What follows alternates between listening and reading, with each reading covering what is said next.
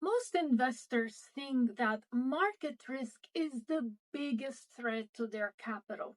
However, in my experience, the real risk is hiding somewhere else entirely. If you're a passive investor or even an active one, you are probably spending a lot of time worrying about interest rates, the economy, geopolitical events, or the next headline. And don't get me wrong, those things do all matter. But after underwriting hundreds and thousands of deals in multifamily, both as a lender and as an investor, I can tell you that most capital is lost for a much quieter reason. Where the risk actually hides is in the assumptions. The risk rarely announces itself openly. But when studying the rent growth, the expenses, the exit pricing, all of which may look reasonable on the surface, they could easily fall apart under stress.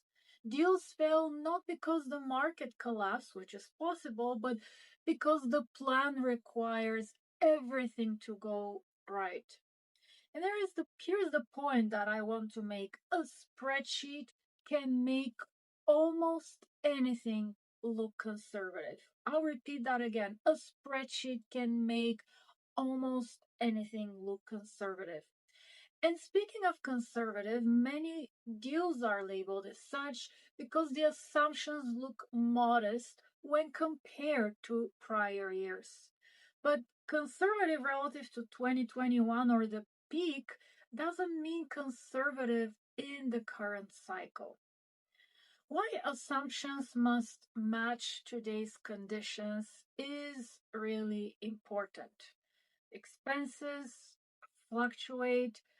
Year one is also very often misunderstood. For example, rent growth may not exist in the current environment, which is actually the fact today in certain market, or rent growth may have moderated since the peak. Expenses may have shifted, and we've definitely seen a lot of that when it comes to labor, cost of materials, insurance, and taxes. And let me tell you, expenses almost never behave as modeled, which is why it is extremely important to bake in some cushion. And that's the third point I would like to make, that experienced capital allocators and operators think about the risk and think about the downside almost as a lender.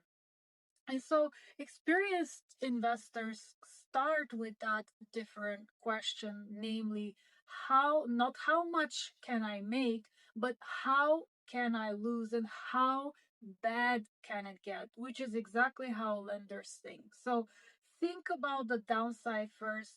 What can go wrong? Do you have adequate margin of safety both in the cash flow projections and the reserves? And what optionality do you have when you consider the exit? What is the exit strategy? And hopefully you have multiple exit strategies. So the biggest risk passive investors miss is not the market. It is believing that a deal is conservative without understanding how fragile the assumptions really are. If you want clarity over hype and frameworks that protect your capital in any cycle, subscribe here. I share what I wish most investors understood before wiring their first dollar.